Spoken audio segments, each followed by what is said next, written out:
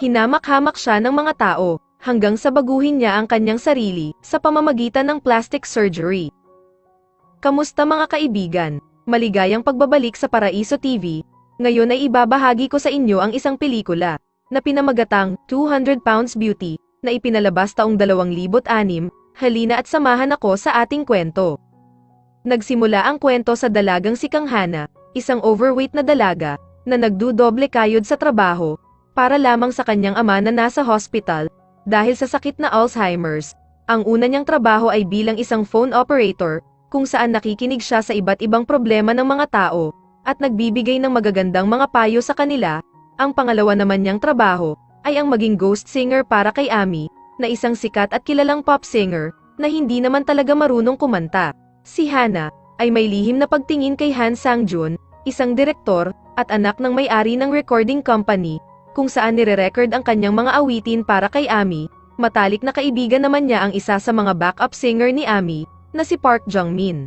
Isang gabi, matapos aksidenteng masira ni Hana ang wood platform, na kung saan siya nakatayo, dahil sa sobra niyang pagsasayaw, sinermonan siya tuloy ni Ami dahil sa kanyang kapabayaan, na nagselos din matapos ng ilang sandali, nang biglang lapitan ni Sang-jun si Hana, para tanungin kung nasaktan ba ito. Kitang-kita ni Ami at lahat ng staff, ang lubusang pag-alala ni Sang-jun kay Hana. Matapos ay nagyakapan pa ang dalawa, at lumipas ng mga sandaling iyon, habang sabay na kumakain ang magkaibigan na sina Hana at Jungmin, doon sinermonan naman ni Jungmin si Hana, dahil sa labis-labis na pagpapantasya nito, na magugustuhan din siya ni Sang-jun, kung saan ayon sa kanya, ay naging mabait at mapag-alala lamang ito, kaya walang ibang ibig sabihin ang lahat ng iyon. Gayunpaman, ay naninindigan pa rin si Hana, na may kakaibang namamagitan sa kanilang dalawa, na hindi lang nila maamin sa isa't isa. Doon naalala ni Hana ang nakalipas niyang relasyon, kung saan pinaasa at ginamit lamang siya para sa negosyo nito, at kalaunan ay iniwan, dahil lamang sa kanyang pisikal na itsura. Kaya nang pag-uwi ni Hana sa apartment, ay doon niya muling sinubukan na uminom ng madaming diet pills, sa pag-iisip na papayat siya at tuluyang magustuhan siya ni Sang-jun, ngunit naging dahilan naman yun, upang maisugod siya agad-agad sa hospital. Doon niya napagtanto at napagdesisyonan, na ang pagdi-diet ay hindi talaga para sa kanya. Kinabukasan, pagkatapos naman ng halian ni Jungmin at Hana, ay nagpatato naman sila ng parehas na simbolo sa kanilang bewang, bilang tanda ng wagas nilang pagkakaibigan, isang African symbol, na ang ibig sabihin ay Hakuna Matata, na ayon sa kasabihan, ay maaaring makapagbigay sa kanila ng isang kahilingan. Isang araw ang nakalipas, ay mas lalong nagkaroon ng pag-asa si Hana, matapos itong yayain ni Sang-jun na maihatid sa hospital. Sakay ng sasakyan nito, inimbitahan pa nga siya nito sa kanyang birthday party, matapos siya nitong maihatid. Sa hospital naman, ay masayang nagsasayaw ang mag-ama, at dahil sa Alzheimer's ng tatay ni Hana, ay hindi niya nakikita si Hana bilang anak, kundi ang nakikita niya sa imahe nito, ay ang mukha ng kanyang yumaong asawa. Kinabukasan naman, ay nakatanggap ng regalo si Hana mula kay Sang-jun. Nang buksan nila ito, ay namangha sila nang makita na isa pala itong magandang kasuotan, at may nakaipit na isang card, na nagsasabi kay Hana, na iyan ang kanyang isusuot sa gaganaping birthday party. Pero kahit na anong gawin ni Hana sa pagsusuot nito, ay hindi ito nagiging magandang tignan sa kanya, kaya ang ginawa niya, ay tinakpan at pinatungan na lamang niya ito ng jacket. Sa party naman, ay tila walang nagawa si Hana, nang ipatanggal ng kuya ni Sang-jun na si Choi, ang kanyang suot na jacket, nang sa gayon, ay makita nila ang kasuotan nito, at doon, ay halos magpigil ng tawa ang lahat, nang makita kung gaano kahigpit, at hapit na hapit ang damit na yon kay Hana. Sinabi naman ni Hana, na sinuot niya ang damit, dahil iniregalo iyon ni Sang-jun sa kanya, pero tila walang idea si Sang-jun, at wala itong alam tungkol sa bagay na yon. Ilang sandali pa, ay dumating na din si Ami, suot-suot ang kaparehas na damit sa mas nakakaakit na paraan, at makikita mo sa mga ngiti nito ng mga sandaling yon, na sa kanya pala nanggaling ang damit na suot-suot ni Hana, para ito ay mapahiya. Hindi na natiis pa ni Hana, ang palihim na tawanan ng mga tao sa kanyang paligid, kaya nagmamadali na itong umalis sa event na iyon, na tila ikinadismaya naman ni Sang-jun.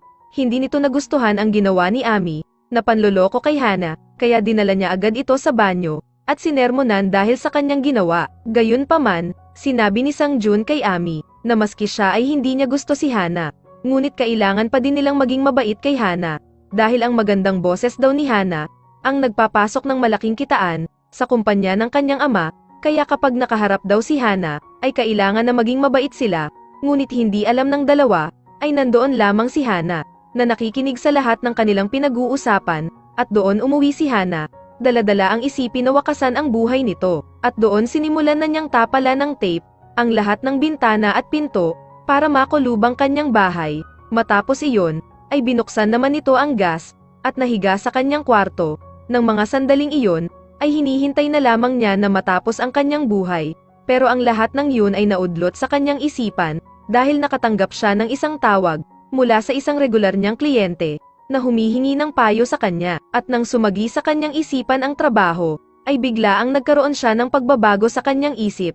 Kinaumagahan, ay pumunta agad si Hana, sa klinik ni Dr. Lee Kung-hak, isang plastic surgeon, na nagsasabing ang lahat ng nais na may pagawa, at maipaayos ni Hana, ay kayang-kaya nitong gawin.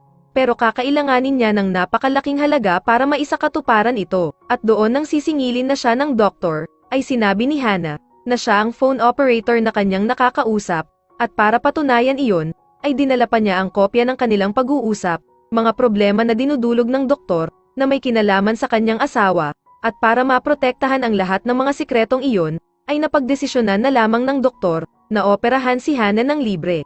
Ang tanging dinala lamang nito, sa kanyang pamamalagi sa klinik ng doktor, ay ang kanyang mga personal na pangangailangan, kasama na dito ang manika, na iniregalo sa kanya ng kanyang ama, manika na kanyang naging inspirasyon, sa kanyang pangarap noong bata pa siya, na inisip na magiging maganda din siya pagdating ng araw, at doon na nga nagsimula na ang lahat, ng kanyang sunod-sunod na operasyon, at araw-araw na ehersisyo. Makalipas ang halos isang taon, habang nagpapagaling ng mga sugat sa mukha si Hana, na bunga ng operasyon, ay dumalaw ito sa hospital, para ibalik sa kanyang ama ang manika, na niregalo nito sa kanya, at makalipas ang isang taon, kasabay matapos ang kaarawan ni Sang Jun, ay tinanggal na ni Doc Kung-hak ang benda sa mukha ni Hana. Unti-unting lumapit si Hana sa salamin, para tignan ang kanyang sarili, at dito halos magulat siya, at mabigani sa sarili niyang kagandahan. Napakaganda niya at napaka-sexy, at ang nakakabilib pa rito, ay mukhang natural lamang ang lahat ng pagbabago sa kanya. Sa sobrang saya ni Hana, ay niyakap niya ng mahigpit si Doc Kung-hak, at nag-iwan dito ng labis-labis na pasasalamat, at dahil hindi nakasya sa kanya ang ilan sa mga luma niyang damit, ay patago na lang ito kumuha ng isang uniforme sa kwarto ng mga nurse, para magamit nito sa kanyang paglabas. Habang naglalakad, ay napahinto pa siya sa isang tindahan ng damit, at doon nakita niya ang damit na pinapangarap niyang masuot noon. Binili niya ito at isinuot din agad. Ibang-iba na si Hana kaysa sa dati, confident na ito at wala ng pagdadalawang isip, na ipagmalaki ang kanyang sarili sa iba. Dumiretso muna siya sa mall, at mamimili pa ng ilang mga damit, at nataon naman, na mayroon palang isang sign ng event na ginaganap, na pinangungunahan nila Sang Jun at Ami. Hindi naman ganoon karami ang tao sa event nila, kung saan, na may ibang producers din doon mula sa ibang kumpanya, na tinatawanan lamang sila, dahil sa pagkalaos ng dati nilang ipinagmamalaking singer na si Ami, kaya nauwi na lang ito sa pag-aarte sa mga sitcom, at hindi na kumikita ng malaki kagaya noon. Pagkatapos ng event, sa parking lot ay palihim na sinundan ni Hana sina Sang Jun at Ami. Gusto niya sanang magtago pa ng mga sandaling iyon, subalit may nangyaring hindi niya inaasahan, dahil may dumaan na isang delivery rider, na aksidenteng nabangga ang boom barrier, nang mapatingin ito sa kanya, kaya nilapitan niya ito, na dahilan para umagaw ito sa pansin ng dalawa, at nang lumapit si Sang Jun sa kanila, para alamin kung ano ang nangyari, ay patarantang isinuot agad ni Hana ang helmet ng lalaki, para itago ang kanyang itsura, dahil hindi pa siya handang humarap sa kanila ng personal. Gayunpaman, ay hindi pa rin ito tumigil sa pagsunod-sunod kay Sang Jun, kahit saan man ito pumunta. Pumasok pa nga ito sa isang car dealership para lamang masubaybayan ito, at doon ang isang salesperson ay hindi na nakapagpigil pa ng kanyang sarili, na sabihin kay Hana kung gaano ito kaganda. Doon tuluyan niyang nabentahan si Hana ng luma, pero maayos naman na sasakyan. Hindi naman mahalaga para kay Hana ang mga kakulangan sa kotse na iyon, ang importante sa kanya, ay ang saya na kanyang nararamdaman dahil sa papuri na kanyang natatanggap dahil sa kanyang itsura, bagay na hindi niya nararanasan noon. At dahil medyo natulala sa kasiyahan, ay aksidenteng napabangga naman siya sa isang sasakyan. Nasira ang likurang bahagi ng sasakyan ng lalaki, dahilan para lumabas ito sa sasakyan para kamprontahin si Hana. Sumisigaw ito sa galit, pero nang makita nito ang kagandahan ni Hana, ay kaagad itong kumalma. Ganoon din ang nangyari sa pulis na lumapit sa kanila para suriin ang pangyayari, kaya minabuti na lamang nila na maareglo sa pag-uusap ang lahat, na hindi naman pinahintulutan ng asawa ng lalaking nabangga ni Hana, kung saan inutusan nito ang pulis na kunin man lamang ang lisensya nito.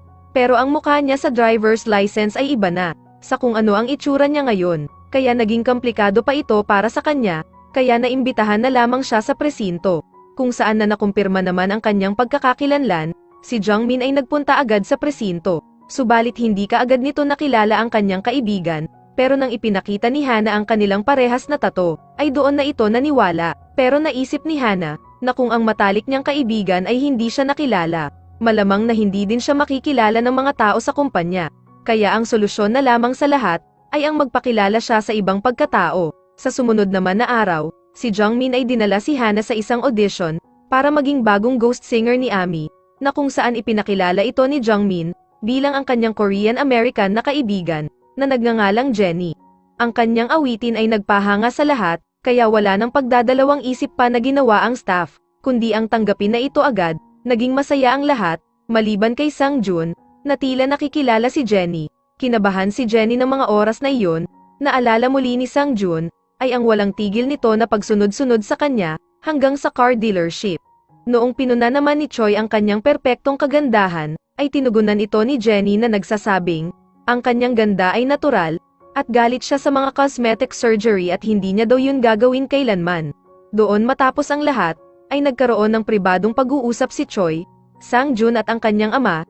Nais ni Sang-jun na ipakiusap sa kanyang ama na imbis na gawing ghost singer si Jenny, ay ipalit na lamang ito kay Ami bilang kanilang actual singer, at sinabing, mabilis na mapapamahal ang mga tao kay Jenny, dahil sa magandang boses at mapang-akit nitong kagandahan. Hindi naman kaagad pinaboran ng ama ni Sang-jun ang kanilang ideya ni Choi, at binato pa nga nito ng ashtray si Choi sa ulo dahil sa galit. Sa kabilang banda, si Hana naman bilang Jenny, ay nagkaroon ng magandang career bilang isang model advertiser para sa kumpanya, na labis naman na pinagseselosa ni Ami.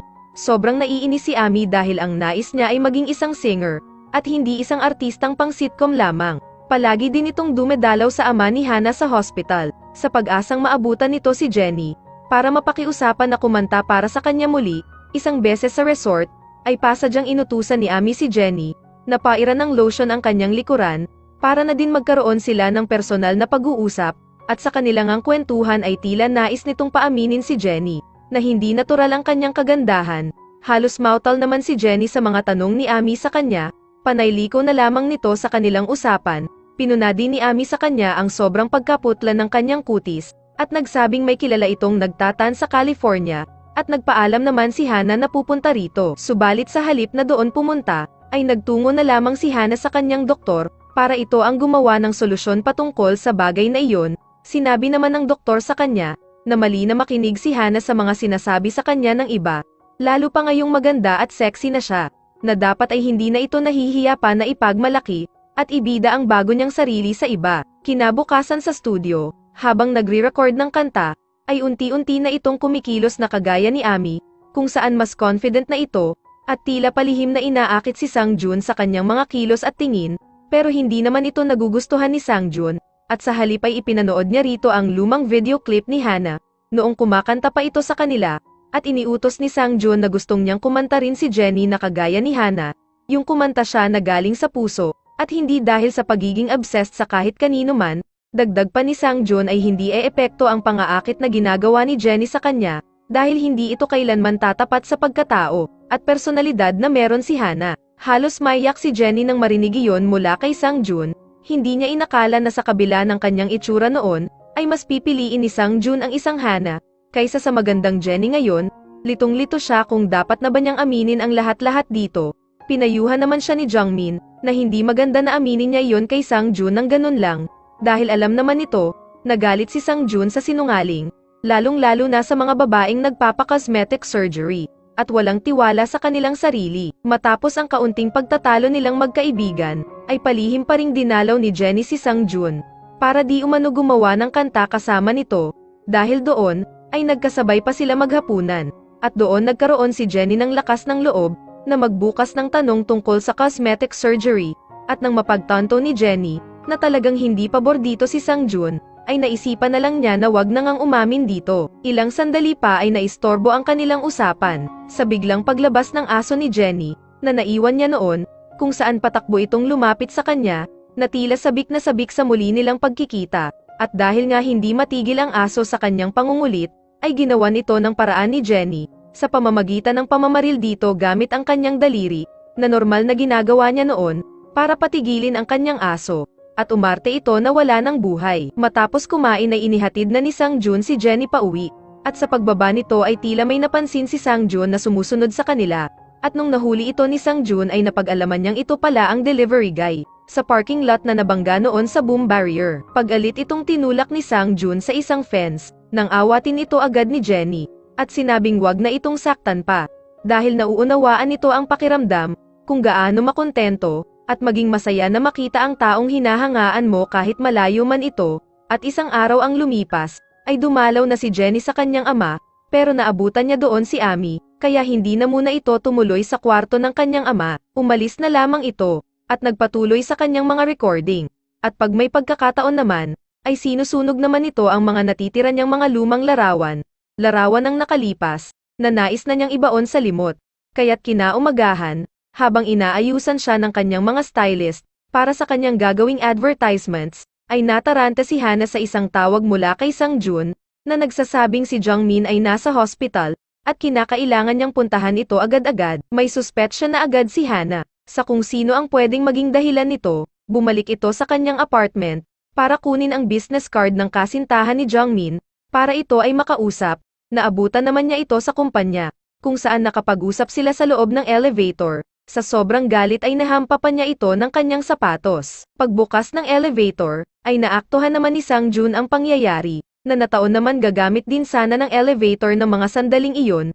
Pumasok ito agad para aregluhin ang lalaki, at awatin ang pangyayari. Binayaran nito ang lalaki para hindi tumawag ng polis.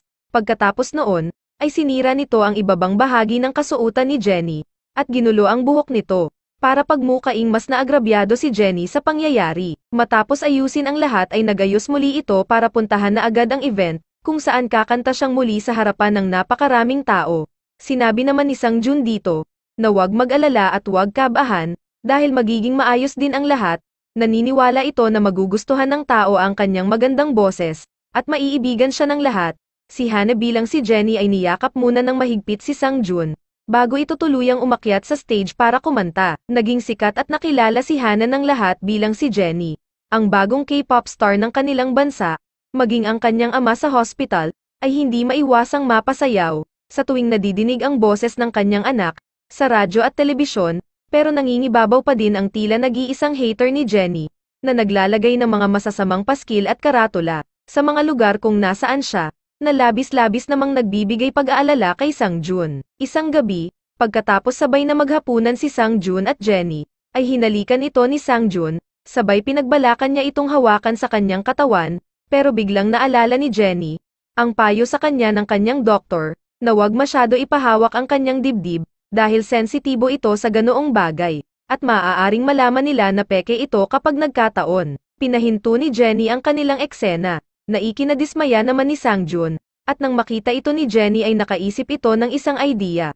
Gamit ang kanilang telepono, ay naglayo sila at nagtawagan habang ipinapakita at sinasabi nila, ang kanilang nararamdaman sa isa't isa, isang paraan, kung saan bihasa si Hana, dahil sa pagtatrabaho niya noon bilang phone operator. Ilang oras pa ang lumipas ay nakatulog na si Sang Jun, at tahimik naman itong pinagmamasdan ni Jenny, habang iginuguhit sa bintana ang simbolo ng Hakuna Matata, bilang pasasalamat sa matagal na niyang kahilingan, na natupad na sa ngayon.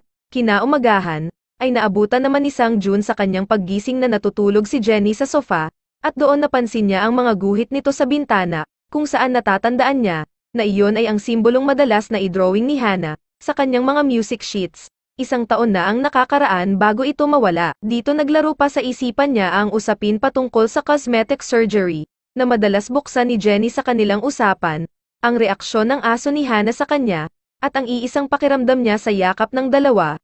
Doon napagtanto na niya at siguradong sigurado na siya, na si Jenny at si Hana ay iisa. Pagkagising ni Jenny ay pinauwi na ito ni Sang Jun, at sinabing kalimutan na lamang nila ang nangyari kagabi.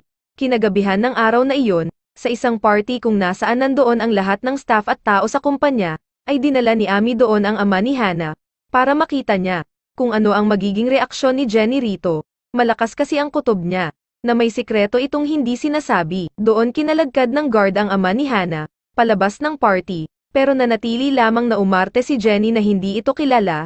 Dito nadismaya ng sobra at nagalit si Jungmin sa kanya, kung saan inihatid na ito ni Jungmin sa hospital, at umalis na sa party. Palihim ding nadismaya si Sang-jun sa kanyang ginawa, hindi niya akalain na magagawa ni Hana iyon sa sarili nitong ama. Pribadong nagkaroon ng pag-uusap ang dalawa, sa studio ng gabing iyon, kung saan inamin na dito ni Sang-jun ang kanyang natuklasan, pero sinabi niyang wala na siyang pakialam sa kanya, basta gawin niya ang kanyang trabaho. Hindi na napigilan pa ni Hana ang mapaluha ng mga sandaling iyon, masyadong nadismaya si Hana sa kanyang sarili, at nagsimula itong sirain ang kanyang mga posters, at itapon ang kanyang mga CD sa sahig. Kinaumagahan, bago ang kanyang malaking concert, ay naghatid ng masamang balita si Choi kay Sang-jun, isang balita na nagsasabing alam na nilang lahat ang katotohanan, patungkol kay Jenny na siya si Hana, at tinatakot siya nito na aminin ang lahat sa media.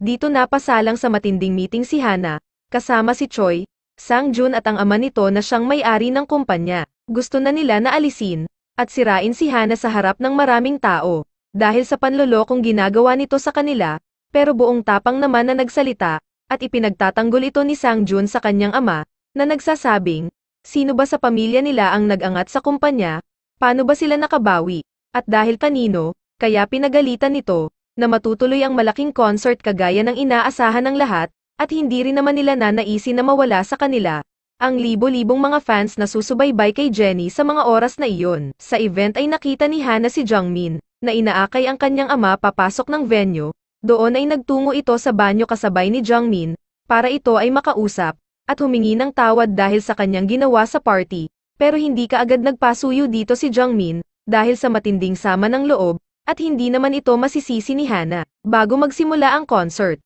kung saan nag-aabang na ang lahat, ay nagdadalawang isip si Hana, kung kakayanin ba niya ito, pero nandun agad si Sang-jun para palakasin ang loob nito, at sinasabing, hindi na lamang ito para sa kanya, o para kay Ami, kundi gagawin niya iyon, hindi lamang sa kanyang sarili, kundi para sa kanyang ama. Humarap na si Hana sa stage, at ang una niyang napansin ay wala si Jungmin sa mga backup singers, wala din ito sa tabi ng kanyang ama, na nanonood sa kanya ng mga sandaling iyon, at dahil wala itong kasama, ay patakbo itong lumapit at nagsasayaw malapit sa stage, habang hawak ang kanyang manika, at nang bitbitin na ito ng mga guard papalayo, ay inawat ito ni Hana. Umamin na ito sa lahat, at nagsabing hindi na nito kayang maglihim pa. Sinabi na niya sa lahat ang katotohanan, kung saan imbis na magalit, ay kinahabagan pa ng kanyang mga taga-suporta ang lahat ng kanyang pinagdaanan. Sinabi din niya, na dahil sa kanyang ginawa ay hindi na niya nakikilala pa ang kanyang sarili sa ngayon, at doon nagplay ang video ni Hana, sa malaking screen sa kanyang likuran, video ng dating siya na nooy tinatawanan ng lahat, isang dalaga na umaawit ng mula sa puso, at buong damdamin, at doon sumigaw ang delivery boy, na nandoon din sa concert na iyon, na sumisigaw na kayang-kaya niya at magiging maayos din ang lahat, at mula doon, ay nagsabay-sabay na ang lahat sa pagsigaw ng kanyang pangalan, bilang tanda ng kanilang lalong pagsuporta dito. Halos maiyak si Hana sa kasiyahan, at hindi mapakanta, nang biglang dumating at nagsimula ng umawit ang kanyang kaibigan, dahilan para magkaroon ito ng pagkakataon, na bumaba ng stage para yakapin ng mahigpit ang kanyang ama, na sadyang hinangaan, at halos kinaiyakan ng karamihan sa mga nanonood, kasabay ng pag-a-activate ng mga fireworks, na mas lalong nagpaganda pa sa mga eksena. Si Sang-jun naman ay naging masaya din sa improvement, at pagiging totoong muli ni Hana sa kanyang sarili kagaya noon. Ito ang gusto niyang Hana, at ito ang Hana na nais niyang mahalin, kapag bakante naman sa pagmomodelo, at pagkanta, ay dinadalaw naman madalas ni Hana ang kanyang ama, para muli makipagsayaw rito. Si Doc Kung Hak naman ay mas lalong sumikat, at dinayo ng napakaraming kliyente, matapos malaman ng lahat ang tagumpay ng naging surgery nito, at nasorpresa na sa bandang dulo, ay si Jungmin naman ang pumunta sa kanyang opisina, para magpabago ng kanyang sarili. Tinalakay sa palabas na ito, ang realidad sa maraming tao ang nakakaranas ng diskriminasyon, dahil sa pagkakaroon ng matabang katawan, karamihan sa kanila ay nahihirapang tanggapin ang sarili, dahil sa kakaunting oportunidad na kanilang nakukuha, madalas ay kailangan mo pang maging maganda, upang bigyan ka ng halaga. Sana sa palabas na ito ay ating nakita ang kanilang kalagayan, at umpisahang mahalin at tanggapin ang mga gaya ni Hana. Dito na nagtatapos ang kwento. Huwag kalimutan mag-like at mag-follow sa ating Facebook page, at mag-subscribe sa ating YouTube channel. Maraming salamat kaibigan, hanggang sa muli nating upload.